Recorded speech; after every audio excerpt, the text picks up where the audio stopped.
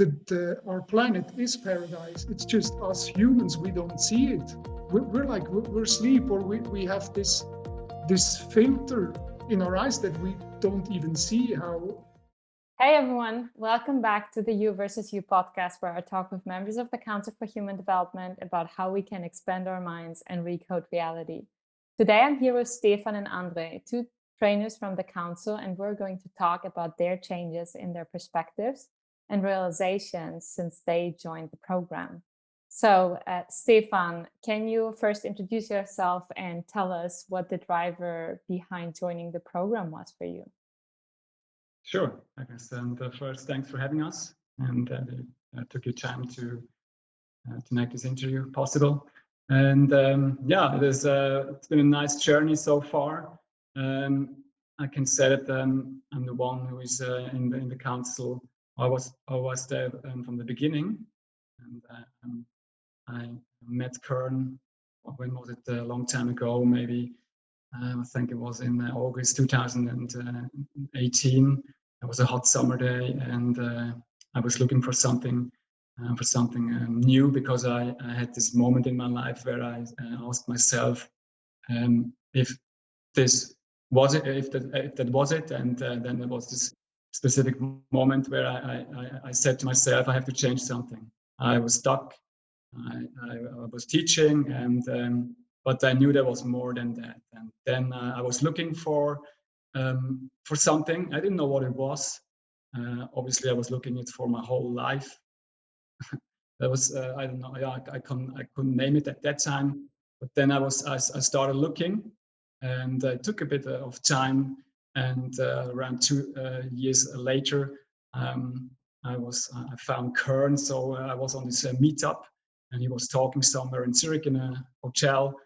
And all of a sudden, when I was listening to him, I knew that was it. That was that kind of mentality, that kind of thing that I was looking for. And then after he finished his talk or his presentation, I stepped to him and I was asking him some questions, and there was a start of the council. Yeah. About maybe a bit more than 2.5 years ago. Wow, that sounds super interesting. So what was the title of the talk back then?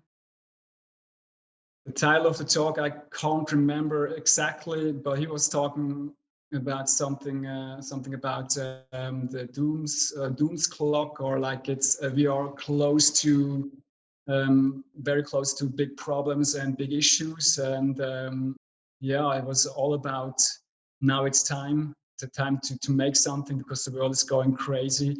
And now we see it. At that time, 2.5 years ago, we couldn't see it.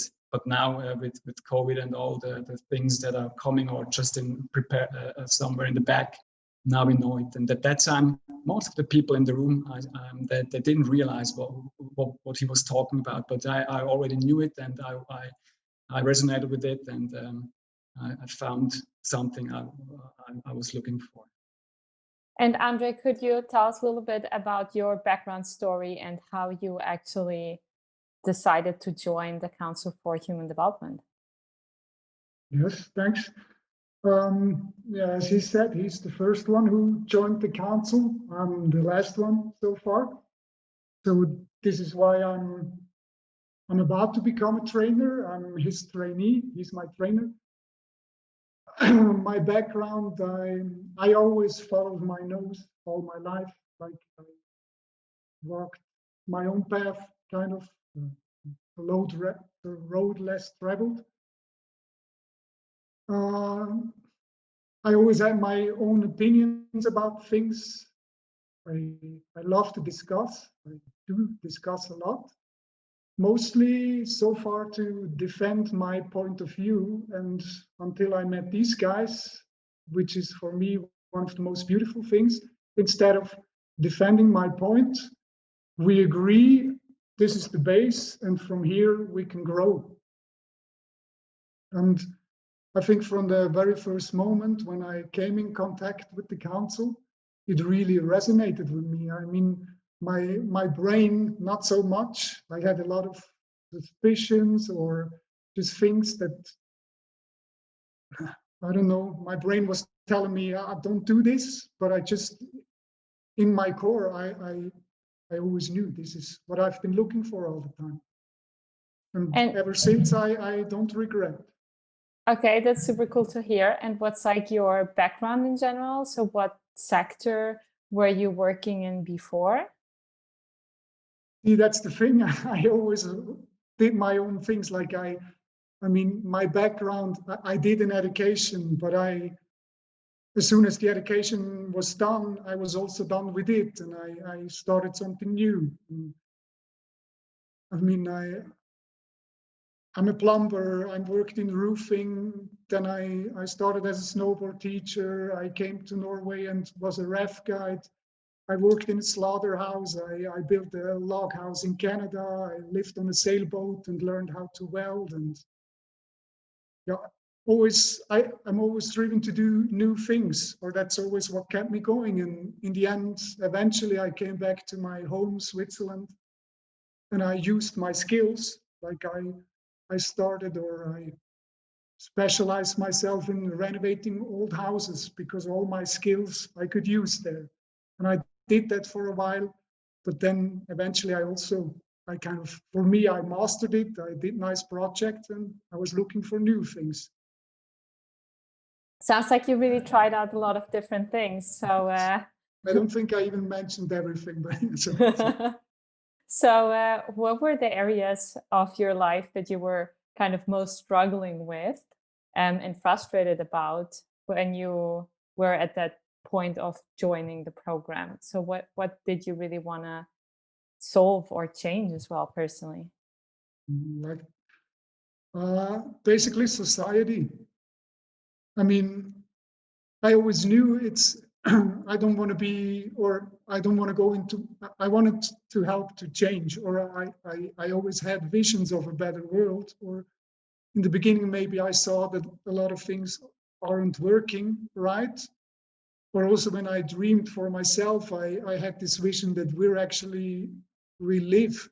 Paradise is here. Paradise is not somewhere else, but we don't see it. We don't even make the smallest amount possible of what we actually could. And I always hoped and wished I could do my part into a better future for the world. I always knew that, I mean, I thought about it going into politics. Quite soon I realized, no, this is not how you bring change. It would maybe only frustrate me more.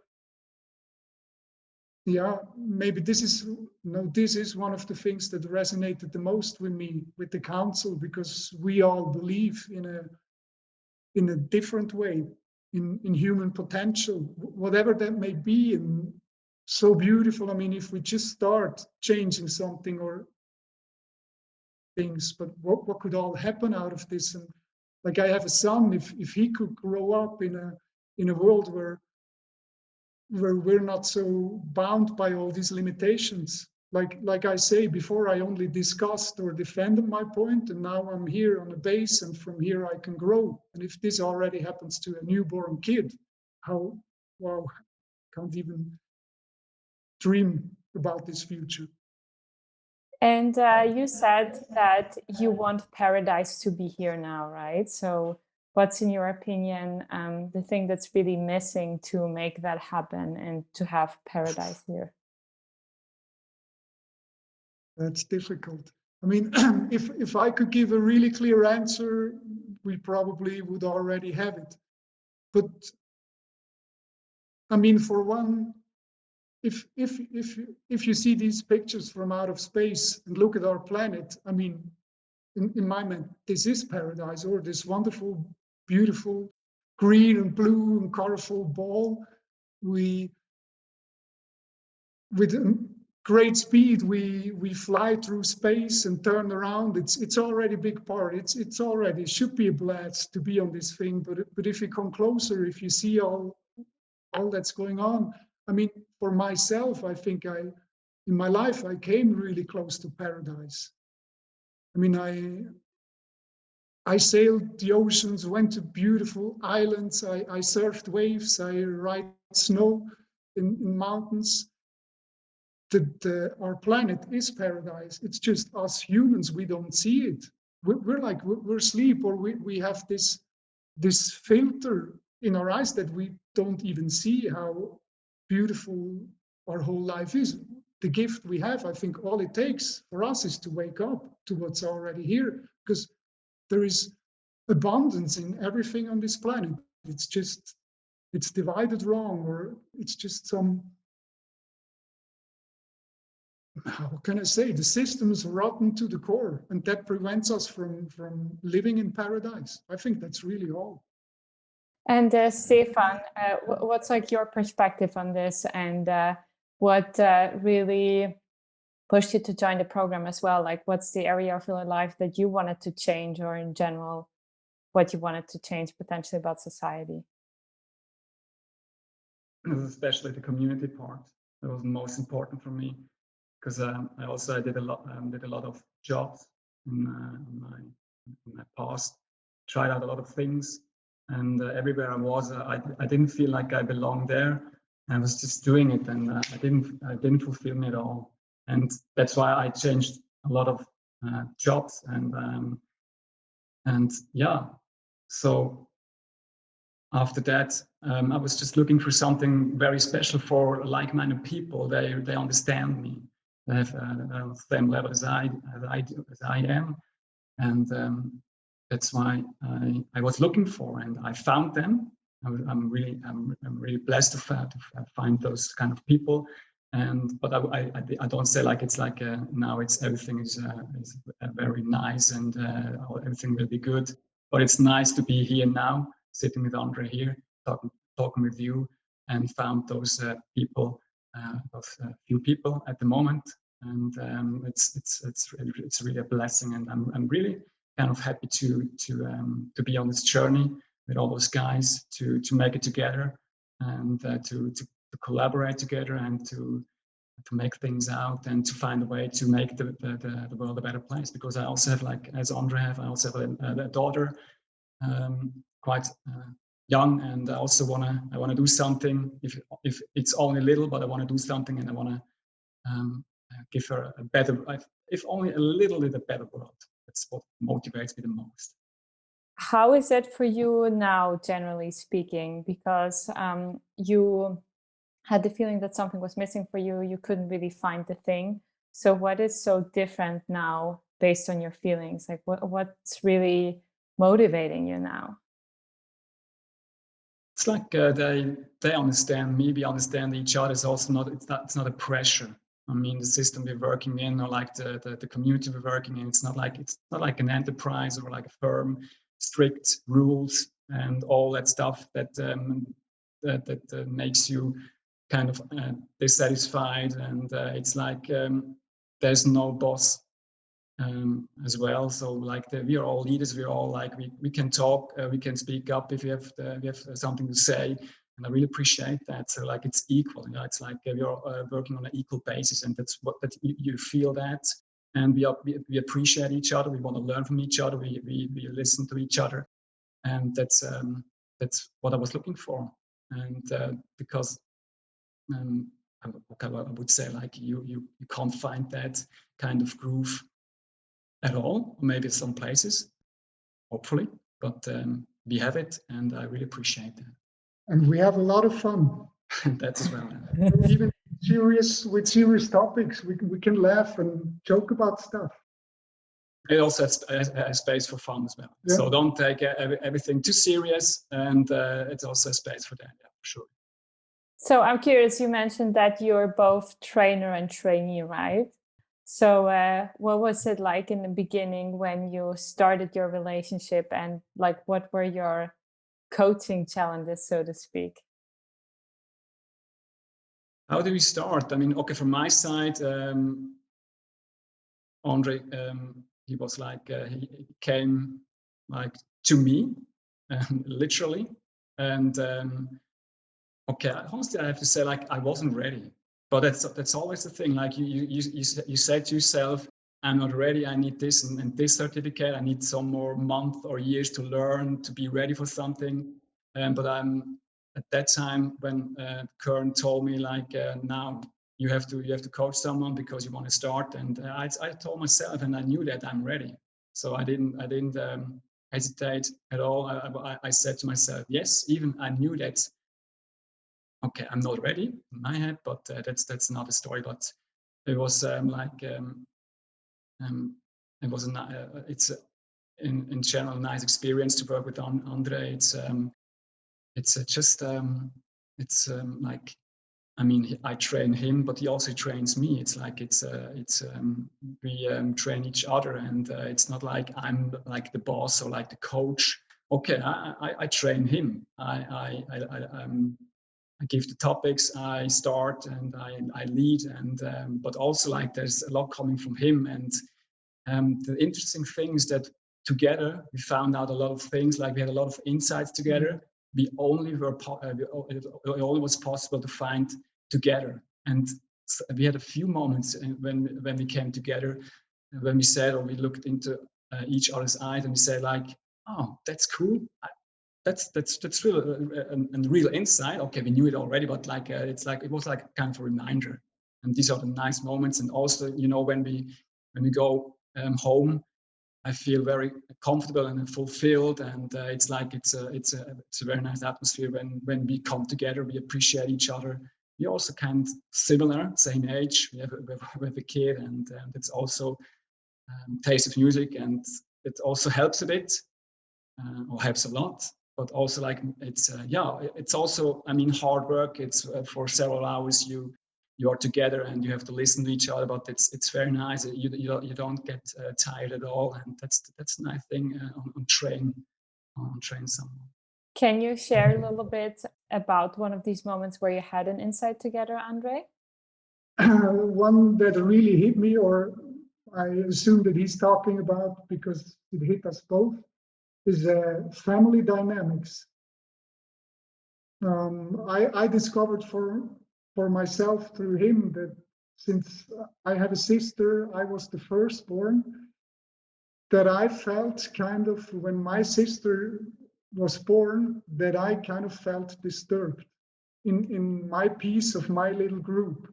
Like we had that together with the council, you know, we're a group, and I feel really comfortable within this group. I had that in many situations in my life. I meet people, I'm really open, I'm easy to meet people, but I also feel very quick comfortable within a group, but then I want this group to stay. If then someone new comes, it's like, for me, this is really disturbing the peace now. And we made the connection that this comes from my childhood, when I was first in this world with my parents alone. And then suddenly my sister comes and disturbs that peace, literally. But of course, as it always is, the more the merrier. But still, that little program is in me. So were you able to change that now somehow? Or where did you also discover that in your life? In what other areas potentially? Yeah, as I say, like I discovered this in many ways. As soon as I'm with it, like I have this this group of friends where we play soccer together. I'm really comfortable with these people, and every now and then someone new comes to the club, and I will always first like, it's just my natural reaction, even though I love to meet new people. But if it's in a group, I get bugged by it. And I mean, it's not that since I discovered this, it's just gone out of my life. But I understand the dynamics behind myself. I recognize as soon as I'm there, I tell myself, hey, come on, you're not a little boy anymore. You've grown up, and your experience actually is that each person more adds joy to my life. It's a new friend. It's new opportunities. It just makes my life better, and it's a good thing to add people to my universe. So in this way, I didn't change my immediate reaction so far, but since now that I understand it, I can make it go away and turn it into something positive. Mm-hmm. And Stefan, when you were on the program, or maybe also just during the last month since you became a trainer, what were the realizations that you had about your own behavior that wasn't serving you? I told Andrej before that, it's not like something spectacular, like the inside. So like how you react, it's just most of the time there are the little things, like special situations in which you don't know what to do, whatever it is, like private or like job-wise. But you just take some time and you try to think the solution or what you can do. And there were a couple of moments in the last few months that I felt like, okay, now I'm more aware of the situation. I know that I just should stop and think about it and see the whole like in a holistic way, and not like very like in a little space. Like there's more around you, that more dynamics, not just you, all the people around you, and like the whole society, everything plays a role. And these are the little realizations that you're learning something, that you're more as I said, more aware of something on special situations. That's what I've learned. And what's like the biggest change that you experienced so far? Biggest change is that you're able to do something or do whatever you want. That there's no limitation. There's so much potential in you. And for example, like to train Andrejs, like getting more gray hairs. Maybe that as well, yeah. But the biggest thing is really that you can do it. Just don't hesitate.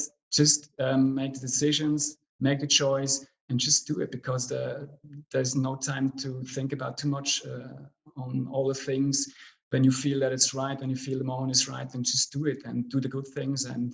But don't expect the big changes. Just do it in little steps, like it's Japanese technique, like this technique with little steps. You get forward, and that's like a realization. Do it, but in little steps, and don't expect any wonders instantly. Okay, and what's your perspective on that, Andrej? Certainly, baby steps, one step at a time. But it happens a lot for me in this program. Actually, we talked about this before as well. It's small little pushes from every side. Like that's the other thing. Like it's us, the trainer-trainee relationship, but it's also the whole group, the whole community. We come together quite frequent, so we have Zoom talks, and we all help each other. And from each one, you get little hints and get little pushes in the right direction, which actually in the end have quite a big impact on me. It's like I've been waiting for this little hint, and it opens a whole new door somehow. But in the end, it is small steps, and of course, sometimes you take a bit the leap forward, and then you do small steps back again. But you find your ground. You're more settled within yourself or who you are. And when we also talk about the group setting as you're part of a collective, what type of challenges come also with it in discussions as well? As everywhere. And you're right. There are always challenges. That's the right word. There are challenges, of course, as soon as several people are gathering and working together. And there are challenges to overcome. And for me, it's all about communication. That you speak clearly, and you let the people know what you think. And it's all about the communication.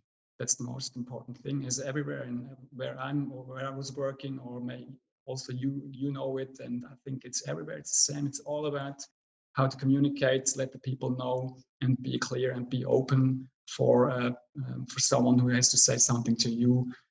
Communication. Yeah. For me, it's surprisingly little challenges so far. I mean, I've only 3 months in the program and with the group, or maybe a little more. And in my head, I was fearing more challenges. I thought, as well, how we talk, it's a us mentality and there is not really a leader. I thought, yeah, come on, guys, you can fool someone else. It's like, of course, this is group dynamics and everyone wants to be the best. And yeah, this typical group dynamics. But I find this really, it works actually. And also in the sense that we don't, yeah, we joke around with each other. We more tease each other, but nobody puts the other one really on a spot. And if someone gets put on a spot, it's because they actually want to show them something or also help you further on. And it's not that you get laughed at or so, you get helped and you really get, or I feel really the strong support from the others for me as well to grow. And these small little pushes, as I said before, into the right direction. And of course, there is group dynamics also. If someone is down, it affects all of us. But so far, it's always been, the positive energy is far, far bigger than the negative energy. So it's really more, if I'm down, I know I have like 10, 12 people I can talk to who probably really quick can give me an insight to turn this around. That's definitely a really nice benefit. If you want to find out more, make sure to check out councilforhumandevelopment.org and please share the podcast with your friends on Facebook, LinkedIn, Instagram, Twitter with the hashtag Council for Human Development.